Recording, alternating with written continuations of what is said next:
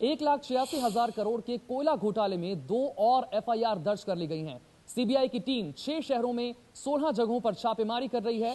2 company और अज्ञात अधिकारियों के खिलाफ मामला यहां पर दर्ज किया गया है। कमल स्टील और ग्रीन इंफ्रा के खिलाफ केस दर्ज हुआ है।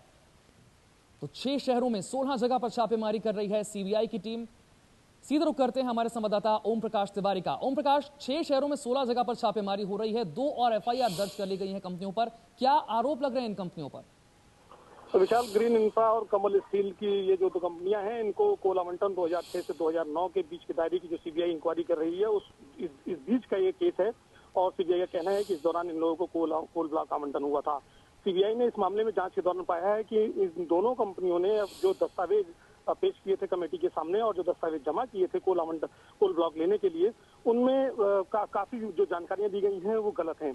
मसलन की जो कंपनी की नेटवर्क बताई गई है वो कंपनी की नेटवर्क काफी बढ़ाकर बताई गई हैं और वो नेटवर्क एग्जिस्ट नहीं करती है। जो दूसरी कंपनियों की नेटवर्क भी इन लोगों ने अपनी कंपनियों में मिलाकर बता दी थी। दूसरी बात यह है कि कंपनी के और तमाम जो इन्फॉर्मेशन है डायरेक्टर्स के बारे में और ये कंपनियां किस कंपनी को बिलोंग करती हैं इसके बारे में इन लोगों ने भी अपनी ये सही जानकारी उस समय नहीं दी थी। सीबीआई को अपनी जांच के दौरान 5 ऐसे बिंदु मिले हैं जिन पर इन लोगों की गलतियां पकड़ी गई हैं और लिहाजा सीबीआई ने इन लोगों के खिलाफ गलत जानकारी देने का, सही जानकारी छुपाई जाने का और इनके साथ ही कोयला मंत्रालय के कुछ अज्ञात अधिकारियों के नाम की एफआईआर दर्ज की है।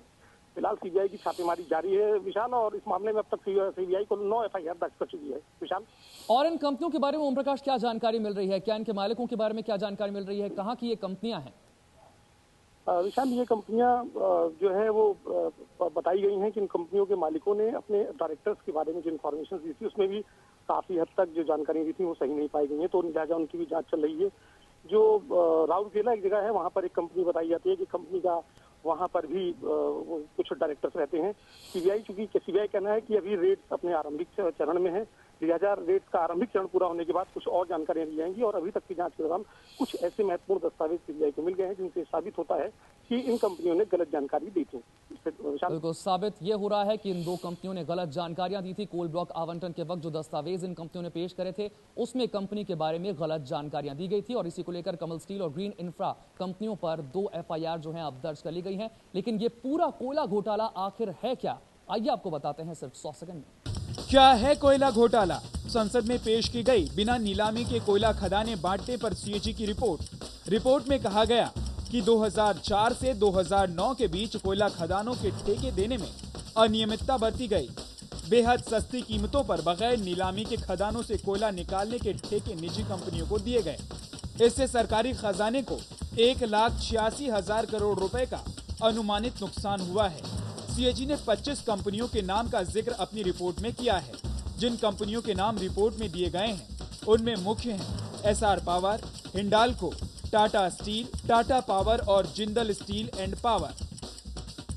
सरकार ने सीएजी रिपोर्ट से असहमति जताई तो कांग्रेस के प्रवक्ता 2 कदम आगे बढ़कर सीएजी के कामकाज पर ही सवाल उठाने लगे। सीएजी को जो ये जीरो लगाने की आदत पड़ गई है, कई 76,000 करोड़, कई 86,000 करोड़, इस आदत से सीएजी को बचना चाहिए। बड़ा ही दुर्भाग्यपूर्ण बयान है। जब चोरी पकड़ी गई है तो कांग्रेस के मित्र, कांग्रेस के प्रवक्ता उसे बचना चाहते हैं और एक प्रकार से देश के एक संवैधानिक संस्था का अवमानना कर रहे हैं। ये बड़ा अशोभनीय है। कोयला घोटाले में प्रधानमंत्री मनमोहन सिंह का नाम भी उछल रहा है। नवंबर 2006 से मई 2009 के बीच देश में कोई कोयला मंत्री नहीं था। प्रधानमंत्री खुद कोयला मंत्री का काम देख रहे थे। रिपोर्ट में जिस 5 साल की बात की गई है उसमें 3 साल तक मनमोहन सिंह खुद कोयला मंत्री थे। उनके कार्यकाल में भी कोयला खदानों के ठेके दिए गए, वो भी बिना नीलामी किए।